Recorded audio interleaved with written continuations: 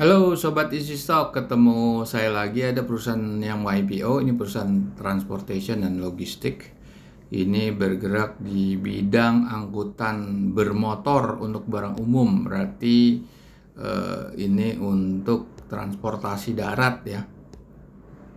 Ini apa yang mau dijual 20%, harganya 100 sampai 150, book buildingnya itu sampai 6 Maret. Kita lihat di website company-nya apa nih sebetulnya dia. Mungkin dia kayak delivery kayak Gojek gitu. Ini kayak transportasi darat lah, tracking, ankle box. Ini kan our client. Oh, khusus untuk ini, untuk mobil box, terus truk-truk box gitu ya. Oke, kita sekarang akan menghitung nilai wajarnya, karena dia kan ditawarkannya kan 150 ya, 100 sampai 150 itu harga IPO-nya wajar atau murah atau mahal. Kita akan menghitung dengan rumusnya Benjamin Graham dari bukunya Security Analysis dan Intelligent Investor, dua buku pegangannya Warren Buffett untuk menghitung nilai wajar saham yang akan listed dan listed. Sekarang sudah ada aplikasinya di Google Play Store, silakan download, ini free of charge. Anda bisa membandingkan atau membandingkan harga pasarnya dengan nilai wajar saham yang tertinggi dan terendah. Nah, ini Anda buka seperti ini, Anda klik Easy Stock, Anda open, akan seperti ini. Nah, ini ada 840 saham free of charge, tapi yang kita akan hitung nih di menu True Value IPO Premium ya di sini. Oke, ini seperti ini. Oke, kita sebelum itu akan menghitung kita akan ini bongkar prospektus ya, kita harus bongkar di prospektus ya. Yang penting itu terutama ini adalah jumlah saham yang beredar sebelum saham itu dijual ke publik itu total sahamnya 1,5 miliar.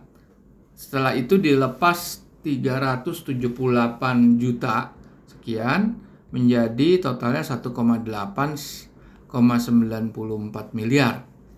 Itu total saham yang dijual ke publik itu 20%. Jadi nggak banyak sebetulnya. Kalau 20% itu 80% kan dikuasai oleh owner.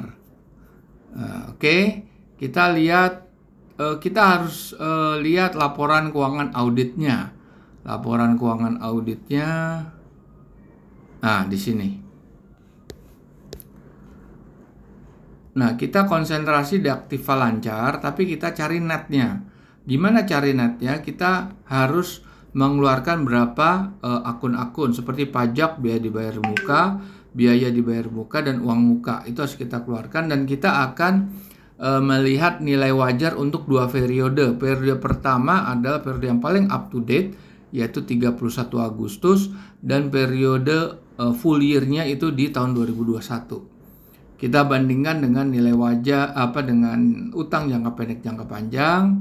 Terus kita masuk ke profit and loss, kita konsentrasi di laba neto ya, laba netonya. Nah, ini kita lihat lagi, ini dividen nggak ada, mereka nggak bayar dividen. Kita lihat capital expenditure, karena capital expenditure penting.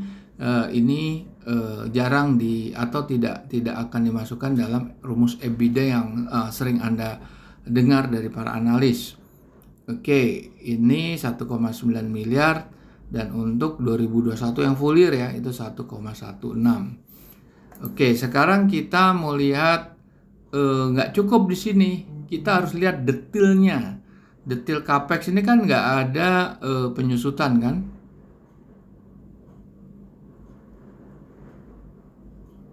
Kita lihat penyusutan. aktiva tetap. Nah, nih segini ya 3,56. Ini yang kepemilikan tidak langsung kita nggak masukkan karena itu barang sewa ya. Akumulasi penyusutan 15,9 miliar. Nah, tidak cukup, kita harus lihat breakdown daripada P&L. Oke, nah ini breakdownnya. Nah, ini ada nih penyusutan, kita cocokkan ya, penyusutan kita cocokkan. Terus penghasilan dan laba lain-lain. Ini nih penghasilan denda itu kan nggak rutin juga, denda itu penyisian penurunan nilai atas piutang, kerugian atas penjualan aktiva tetap. Oke, kita harus keluarkan itu. Oke, sekarang kita akan masuk ke perhitungan ya. Perhitungan tadi kita akan running video aja. Gimana cara menghitungnya? Kita lihat yang full year ya, 2021 seperti apa. Kita isi data-data perusahaan, jangan lupa emailnya. Pertumbuhan rata-rata kita asumsikan aja 2%. Ini bisa dari industry average atau dari kalau growth daripada perusahaan datanya cuma sedikit, kita nggak bisa masukkan, tapi average saja. Nah, capex, opex, depreciation, ada biaya dan pendapatan non recurring. Ini udah full year ya, jadi sisi earning tidak perlu kita setahunkan karena udah setahun. Terus income, utang jangka pendek, jangka panjang, terus list stoknya berapa, kita tulis. Terakhir net current asset berapa nilai, 100 sampai 150 tadi harganya ya. Tahun lalu 2021 yang full year nilai wajarnya 74, berarti kemahalan ya. Oke, kita lihat yang tahun terakhir ada peningkatan nggak. Oke, kita isi data-data perusahaan. Oke, terus pertumbuhan sama kita pilih 2. Government bond kita bisa cari di situsnya Bank Indonesia atau CNBC, Bloomberg, atau yang lain kayak IBPA. Itu bisa Anda cari yang 10 tahun ya, karena itu adalah ukuran investor global kalau masuk ke suatu negara untuk risk managementnya mereka. Oke, kita udah, jangan lupa disetahunkan ya earningnya, saya skip aja tadi. Terus net current assetnya kita isi. Sekarang berapa harga yang up to date laporannya Q3 2022? 100 sampai 150 nggak? Oke. Kalau harganya 100, dia masih menarik kalau harganya 100 ya. Kalau harganya 100 dia masih menarik. Tapi dia kan pakai harga 100 sampai 150.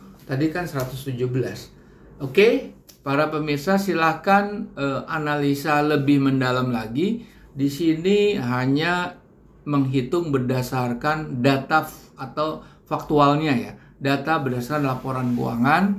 Jadi disitulah yang saya harap di situ jadi menjadi dasar. Tapi apa yang terjadi di market nanti pada saat IPO itu tidak bisa ada relevansinya dengan nilai wajar, karena itu tergantung supply and demand, tergantung siapa investor besar, ada yang menggerakkan atau bandarnya ada atau tidak.